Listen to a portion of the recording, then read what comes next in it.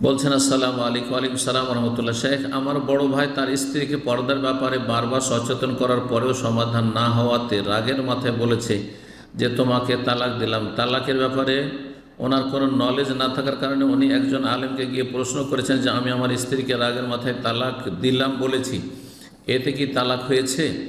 তাকে জানানো হয়েছে যে জি, এর দ্বারা আপনার এক তালাক হয়েছে। এখন তার মনে তালাকের ব্যাপারে ভয় ঢুকেছে। সে এখন মনে করতেছে ফতোয়া নেবার জন্য সম্মানিত আলেমকে যে পুনরায় স্ত্রীকে তালাক দিলাম বলা হলো, এটার দ্বারা কি আবার একটা তালাক হয়ে গেছে? না, হবে না। ফার্সিতে একটি প্রবাদ রয়েছে আলেম ওলামাদের, ভারত, বাংলাদেশ, পাকিস্তান, নাকলে কুফুর কুফুর না বাসাদ। কুফুরি কথা নকল করা কুফুরি নয়।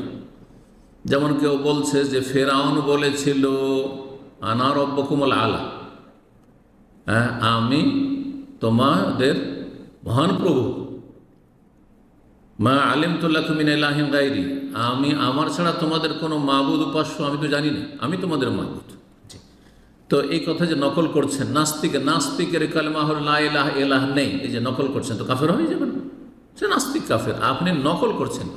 কুফরি কথা নকল করলে কুফরি যেমন হয় না, তেমনই তালাক দিয়েছেন বা তালাকের মাসলা জিজ্ঞাসা করতে গিয়ে তালাকের কথা যে নকল করছেন তাতে তালাক হবে না।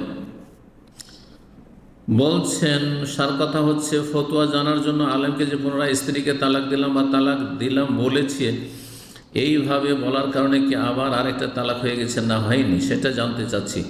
তার নিয়ত তো ছিল এভাবে বলার দ্বারা তালাক হয়েছে কিনা সেটা আলেমের থেকে জানতে চাও, যেমনটা বললাম যে এতে তালাক হয়নি।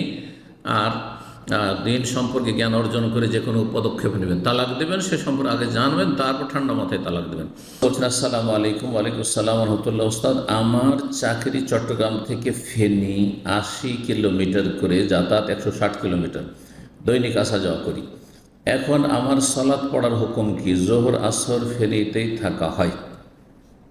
আপনি যেখানে অবস্থান করেন সেখানে তো কসর করতে পারবেন না, কিন্তু আপনি যে ফেনীতে চাকরি করছেন হয়তো, আর আপনার বাড়ি থেকে 80 কিলোমিটার, অথবা চট্টগ্রাম চাকরি করছেন আপনার 80 কিলোমিটার, তাহলে কসর করতে পারবেন যদিও প্রতিদিন যাচ্ছেন। কিছু কিছু আলেমরা বলেছেন যে প্রতিদিন যারা গাড়ি চালাচ্ছে প্রতিদিন যায়, সকাল বিকাল যায়, হয়তো এখান থেকে প্রতিদিন যাচ্ছে 80 কিলোমিটার, 100 কিলোমিটার, 150 কিলোমিটার, আবার চলে আসছে, বিকালে চলে আসছে, তারা সতর্কতা অবলম্বন করবে।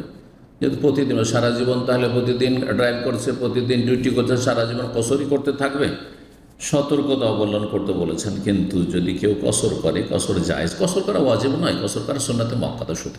যদি নিশ্চিত হন যে আমার সফর এটি, তাহলে কসর করা সুন্নাতে মুআক্কাদা, কসর ওয়াজিব নয়, যেমন হানাফি মাযহাবের ফতোয়া, সেটি ঠিক নয়। জি।